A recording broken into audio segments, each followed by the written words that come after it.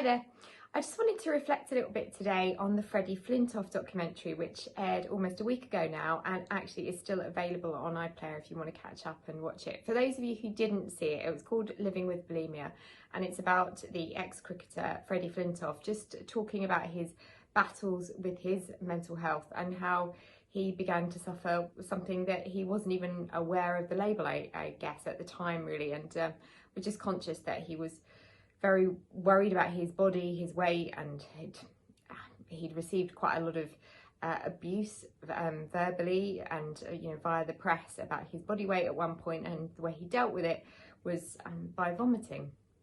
And for so many reasons, I'm really pleased that the documentary aired, and Lord knows it caused an awful lot of conversation online about eating disorders, and you guys got in touch in your droves to say how you felt about it. Many of you said you were really pleased because it did highlight the issue of bulimia and of eating disorders. In particular, it shone a spotlight on what it's like to be a male with an eating disorder, and also kind of dispelled some of these myths that actually, even if you are successful and seemingly happy on the outside, you can still be struggling. And also kind of the fact that you don't necessarily have to have a particular body shape to be experiencing an eating disorder.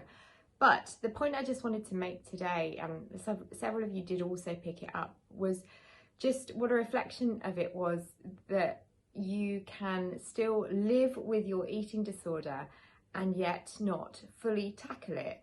And I think the saddest thing for me, and for some of others of you that got in touch who are now kind of recovered and feeling, gosh, isn't that a shame that that's the point that came across from Freddie, was a real sense that although Freddie is now cognizant that his behaviour is an eating disorder and that it is a mental health illness, there was a real takeaway feeling from that actually he doesn't feel he's sick enough, or that the problem is severe enough, or that he wasn't even sure that he actually would ever need any proper treatment to deal with the issues, and that he's learnt to control his bulimia.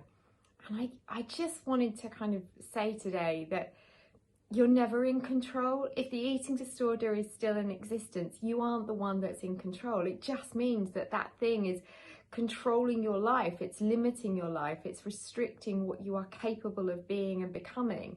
And that's the difficult thing when you've got somebody like Freddie who's accomplished so much in his life, and he's become a husband and a father, and he's been on the global stage for his sport of choice, and now he's a TV presenter, and something in his brain is saying, oh yeah, but I can manage this and I'm in control of this, and it doesn't happen all the time.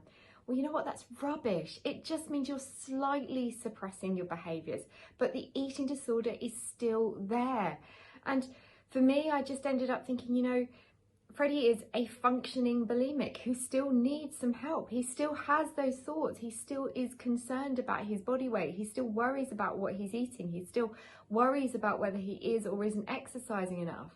And I have seen far too many people that sort of settled for being the functioning bulimic, the functioning anorexic. It's okay because I can still have that career. It's okay because I can still have a relationship.